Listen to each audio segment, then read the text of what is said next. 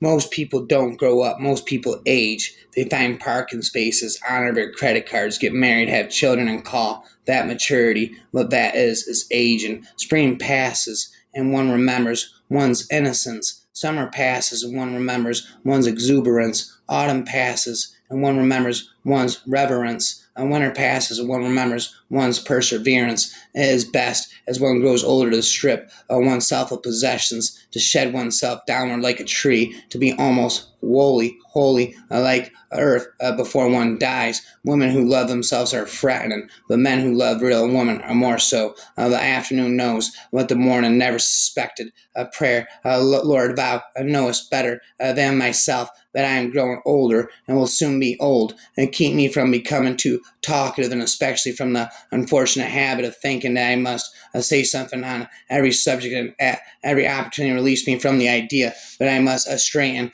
out other people's affairs with my immense treasure of experience and wisdom. And it seems a pity not to let everybody partake of it, but thou knowest, Lord, that in the end I will need a few friends. Keep me from the recital of endless details.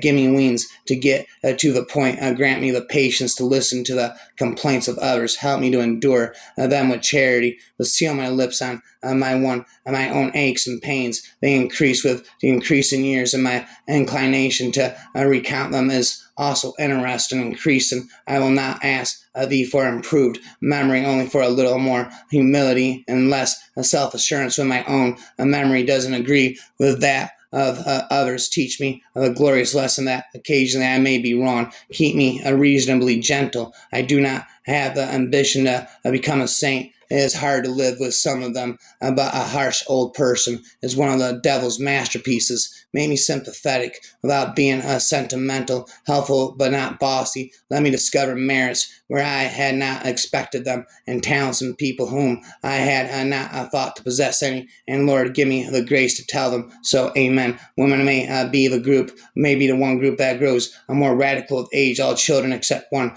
grow up. They soon know that they will grow up, and the way Wendy knew was this. One day when she was 2 years old, she was playing in a garden, and she plucked another flower and ran with it to her mother. I suppose she must have looked rather delightful, for Mrs. Darling put her hand to her heart and cried, "Oh, why can't you remain like this forever?" This was all that passed between them on the subject, but henceforth Wendy knew that she must grow up. You always know after you are two. Two is the beginning of the end. The wisest are the most annoyed, and a loss of time. There is a fountain of youth. It is your mind, your talents, the creativity you bring to your life and the lives of people you love. When you learn to tap this source, you will truly have defeated age, and the beauty of a woman with the passing years only grows like a fine wine. It gets better with time. Rhyme, rhyme. You don't stop laughing when you grow old. You grow old when you stop laughing. It had to be a mad dream, one that would give her the courage she would need to discard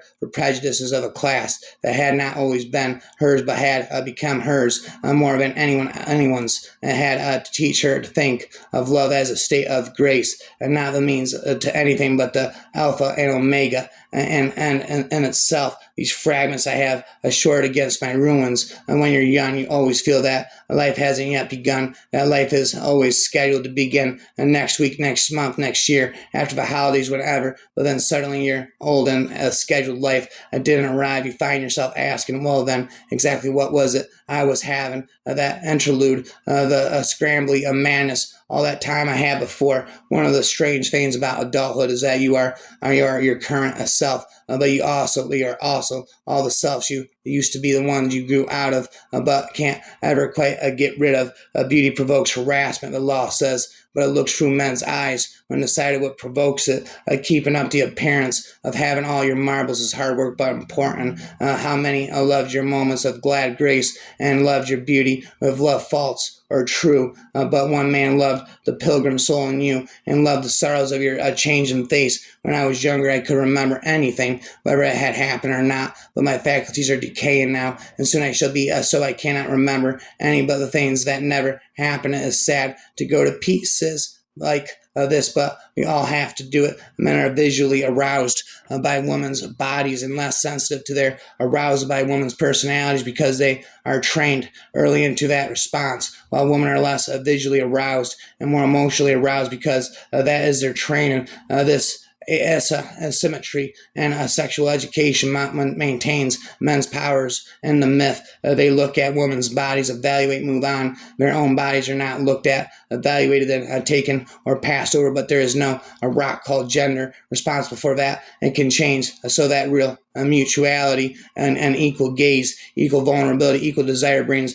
heterosexual men and women together. We're all fools, said Clemens, all the time. It's just we're a different kind of each day. We think I'm not a fool today. I've learned my lesson. I was a fool yesterday, but not this morning. Then tomorrow we find out that yes, we were a fool today too. I think the only way we can grow and get out on in this world is to accept the fact we're not perfect and live accordingly. Wisdom is the reward for surviving our own stupidity. Wisdom is the reward for surviving our own stupidity. A consequence of female self-love is that the woman grows convinced of social worth. Her love for her body will be unqualified, which is the basis of female identification. If a woman loves her own body, she doesn't grudge what other women do with theirs. If she loves femaleness, she champions its rights. It's true what they say about women. Women are insatiable. We are greedy. Our appetites do need to be controlled if things are to stay in place. If the world were ours too, if we believe we could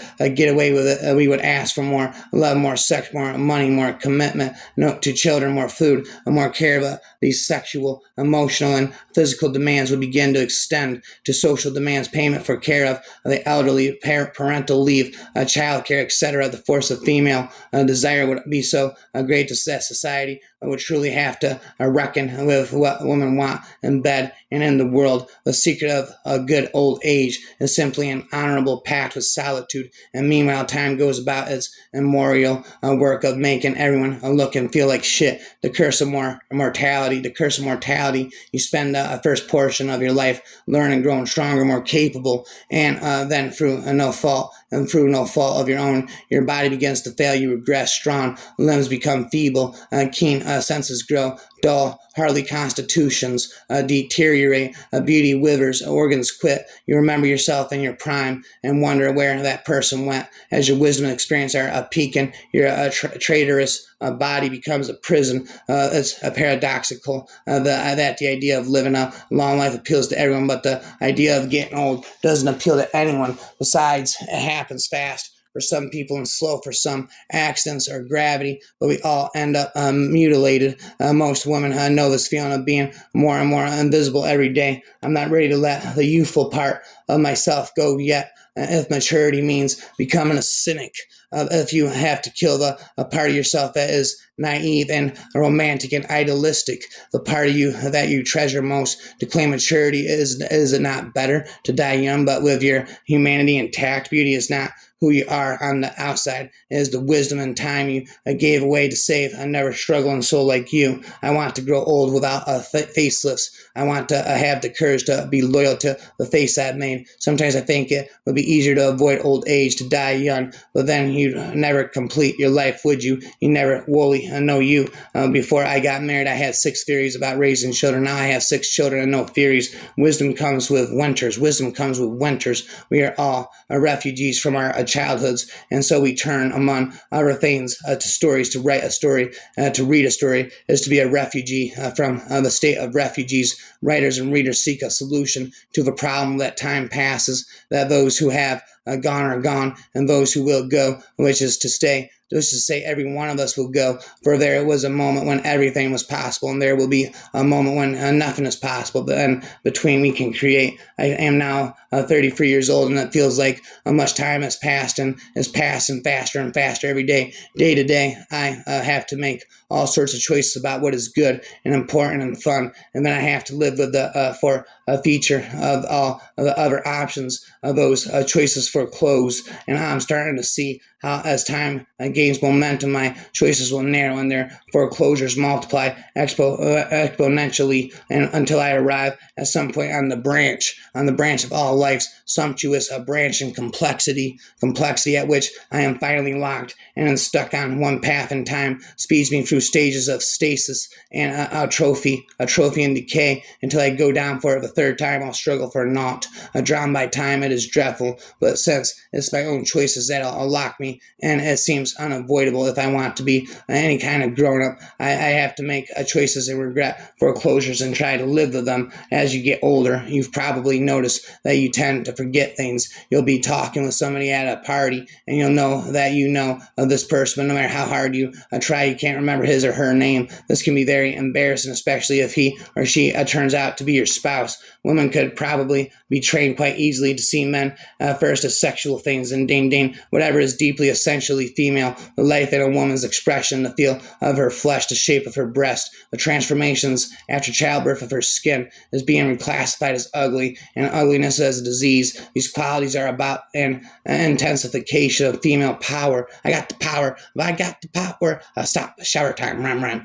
Which explains why they are being racist as a diminution of power. At least a third of a woman's life is marked with age, and about a third of her body is made of fat. Both symbols are being transformed into operable conditions so that women will only feel healthy if we are 2/3 of the woman they could be. How can an ideal be about a woman if it is defined as how much of the female sexual characteristic does not exist on that woman's body, and how much of the female life does not show on her face? Birthdays could be such a bummer when you were older than the country you lived in. I shot through my 20s like a luminous thread through a dark needle, blazing toward my destination, nowhere. And it's very simple. As you grow, you learn more. If you stayed at 22, you'd always be as ignorant as you were at 22. Aging is not just decay. You know it's growth. It's more than a negative that you're going to die. It's also the positive that you understand you're going to die and that you live